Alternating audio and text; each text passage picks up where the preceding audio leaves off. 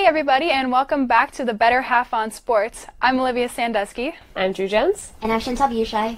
And there's a lot of great stuff happening in sports this week, so we're going to start off by covering some of those top topics. So this week, LeBron reached 30,000 points, 8,000 rebounds, and 8,000 assists, and he's the first NBA player to ever do so. Wow.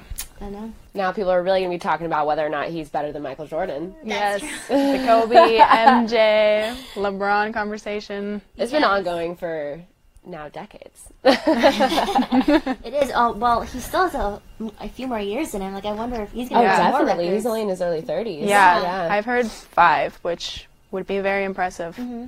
I mean, Tim Duncan played until he was almost 40, so Yeah. I definitely think he could play. Oh, yeah. He could be Yes. like Tom Brady and play till he's past 40. As long as he eats, like, as good as Tom Brady. Right. Does Vegetarian strawberries.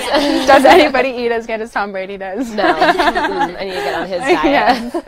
Yes. Another thing that LeBron James did this week is also point out that he thinks, this is not what we think, that the NCAA is corrupt. What do you guys think about that?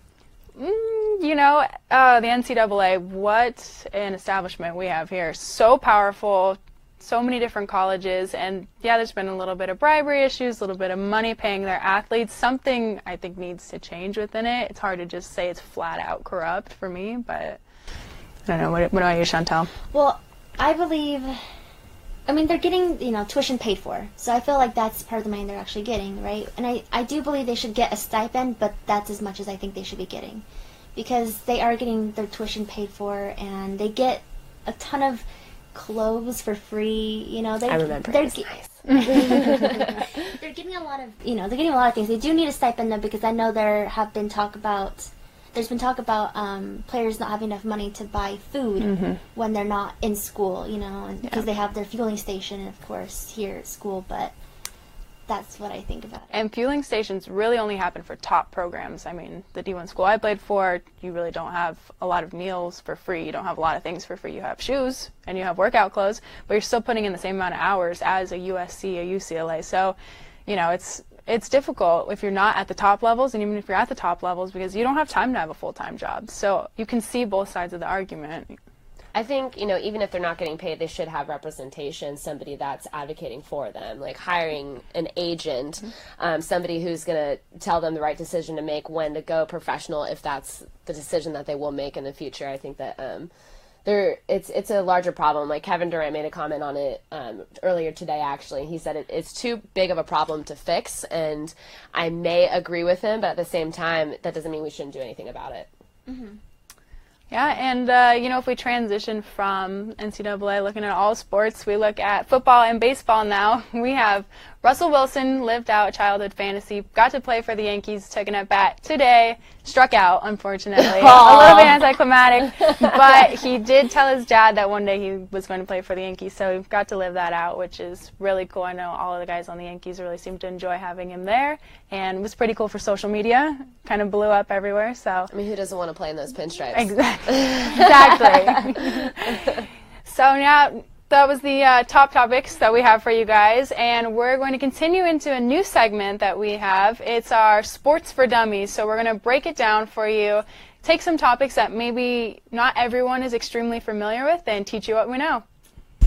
So for this segment, we're going to teach you guys one topic within 60 seconds. Ready, set, go. So the NFL Combine is held at Lucas Oil Stadium, where the top 330 prospects are observed by NFL personnel. It kicked off on February 27th, and it ends on March 5th. And it's divided into groups, depending on your position, and each group goes for 4 days. So the first 3 days, there's registration, medical exams, interviews, bench press. The 4th day, there's on-field workout, where they perform drills for running and jumping. The first to arrive are place kickers, special teamers, offensive linemen, and running backs. The second day is for QBs, wideouts, and tight ends.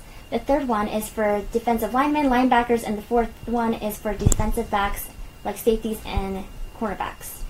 And then pro days are March 7th through April 5th, where the rest of the college prospects are showing their skills at colleges across the nation. Whoa, you made it! You made it! 60 seconds. Amazing. All right, Drew, you're up. I am up. Now, it's my turn. So for those of you who've been living under a rock for the past 3 years and you didn't know that the NFL catch rule has been something of concern.